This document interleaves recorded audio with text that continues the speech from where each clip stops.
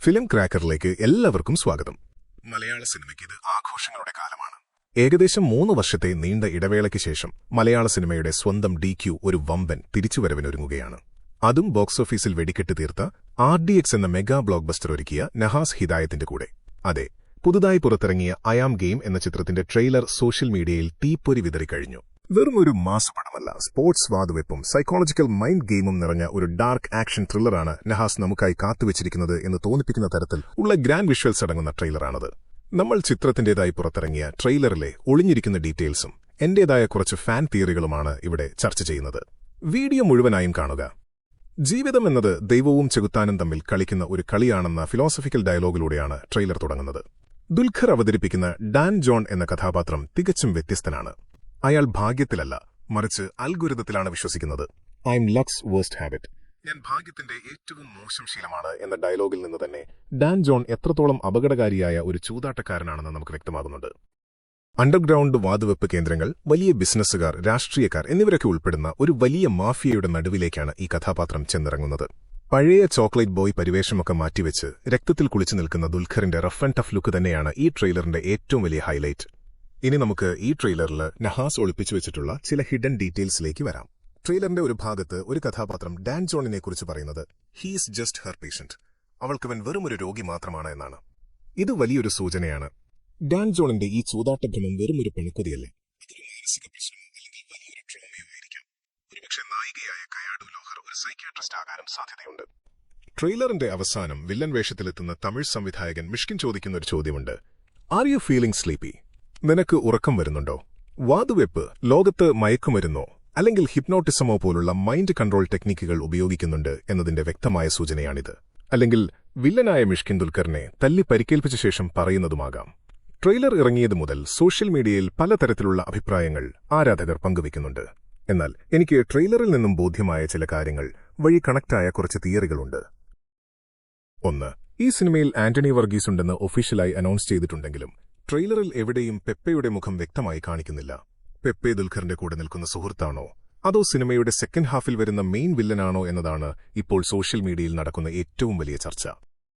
RDXൽ പെപ്പയെ വെച്ച് മാജിക് കാണിച്ച നഹാസ് ഈ സിനിമയിലും ഒരു കിടിലൻ ആക്ഷൻ ബ്ലോക്ക് പെപ്പയ്ക്കായി മാറ്റിവെച്ചിട്ടുണ്ടാകുമെന്ന് കരുതാം. ട്രെയിലറിലെ ഒരു ഷോട്ടിൽ മിന്നായം പോലെ പെപ്പയുടെ രൂപസാദൃശ്യമുള്ള ഒരാൾ ക്രിക്കറ്റ് ജേഴ്സി അണിഞ്ഞു കടന്നു പോകുന്നുമുണ്ട്.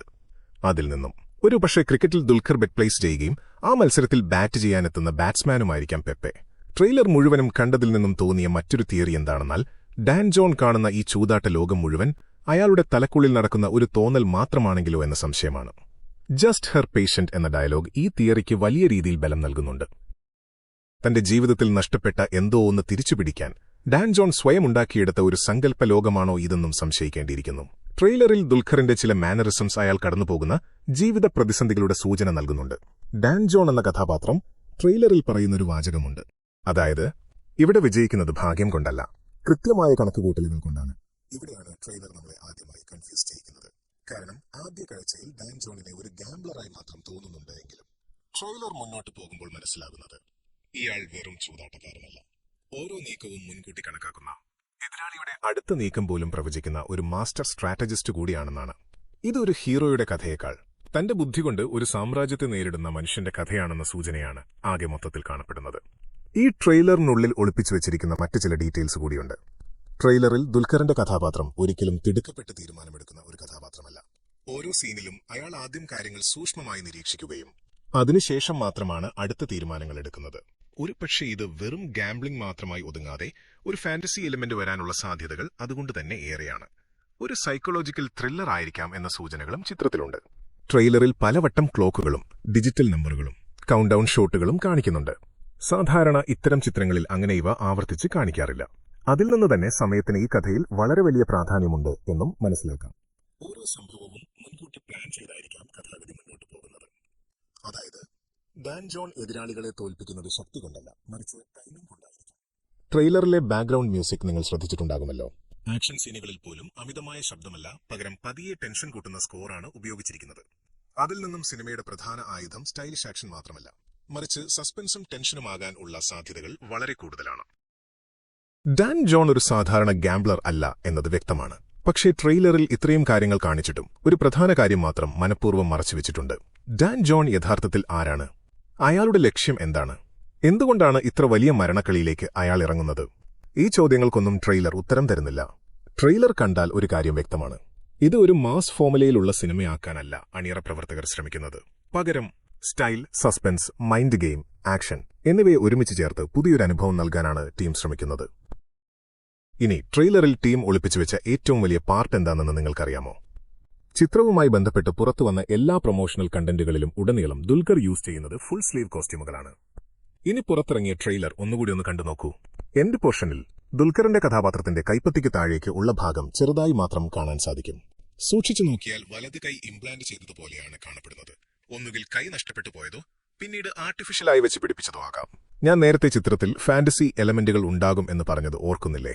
ഒരുപക്ഷെ ഡാൻ എന്ന ബെറ്റിംഗ് മാസ്റ്ററുടെ ഏറ്റവും വലിയ അഡ്വാൻറ്റേജ് അയാൾക്ക് വെച്ചുപിടിപ്പിച്ച ആ കൈയാണെങ്കിലോ? നമ്മൾ പല ഹോളിവുഡ് സിനിമകളിൽ മുൻപ് കണ്ടിട്ടുള്ള പോലെ ആ ആർട്ടിഫിഷ്യൽ കൈ പ്രോഗ്രാം ചെയ്തതോ അല്ലെങ്കിൽ അയാളെ ബെറ്റിംഗിൽ പണം ഉണ്ടാക്കാനടക്കം ഏറ്റവും കൂടുതൽ സഹായിക്കുന്നത് ആ കൈയാകാനുള്ള സാധ്യതകളോ ഉണ്ടെങ്കിൽ? ട്രെയിലറിൽ അല്ലെങ്കിൽ ഇതുവരെ ഇറങ്ങിയ പ്രൊമോഷണൽ കണ്ടന്റുകളിലൊന്നും പുറത്തു കാണിക്കാതെ വെച്ചിട്ടുള്ള ആ സസ്പെൻസ് തിയേറ്ററിൽ പ്രേക്ഷകർക്ക് വലിയ അത്ഭുതങ്ങൾ സമ്മാനിക്കും. ഒരുപക്ഷെ ഈ പറഞ്ഞത് എന്റെ തോന്നലായിരിക്കാം. അതുകൊണ്ടുതന്നെ ഈ പറഞ്ഞത് ഒരു പ്രഡിക്ഷനായി മാത്രം കണ്ടാൽ മതി. Whether it's gambling or life, never give up എന്ന് പറഞ്ഞുകൊണ്ടാണ് ദുൽഖർ ഈ ട്രെയിലർ അവസാനിപ്പിക്കുന്നത്. വേഫറർ ഫിലിംസിന്റെ ബാനറിൽ ദുൽഖർ തന്നെ നിർമ്മിക്കുന്ന ഈ ചിത്രം വരാനിരിക്കുന്ന ഓണത്തിന് തിയേറ്ററുകളിൽ ഒരു വലിയ കൊടുങ്കാറ്റ് തന്നെ സൃഷ്ടിക്കുമെന്ന് ഉറപ്പാണ്. ജെയ്ക്സ് ബിജോയിയുടെ പശ്ചാത്തല സംഗീതം കൂടി ചേരുമ്പോൾ ഐ ആം ഗെയിം മലയാള സിനിമയിലെ എക്കാലത്തെയും മികച്ച ആക്ഷൻ ത്രില്ലറുകളിൽ ഒന്നായി മാറാൻ സാധ്യതയുണ്ട്. അപ്പോൾ ഗൈസ്, ഈ ട്രെയിലർ കണ്ടപ്പോൾ നിങ്ങൾക്ക് എന്താണ് തോന്നിയത്? നിങ്ങളുടെ സ്വന്തം ഫാൻ തിയറികൾ എന്തൊക്കെയാണ്? താഴെ കമന്റ് ബോക്സിൽ അറിയിക്കുക. ഈ വീഡിയോ ഇഷ്ടപ്പെട്ടാൽ ലൈക്ക് ചെയ്യാനും സിനിമകളുടെ കൂടുതൽ അപ്ഡേറ്റുകൾക്കും ഡീകോഡിംഗിനുമായി ഫിലിം ക്രാക്കർ സബ്സ്ക്രൈബ് ചെയ്യാനും മറക്കരുത്. മറ്റൊരു കിടിലൻ വീഡിയോയുമായി കാണാം. Good bye.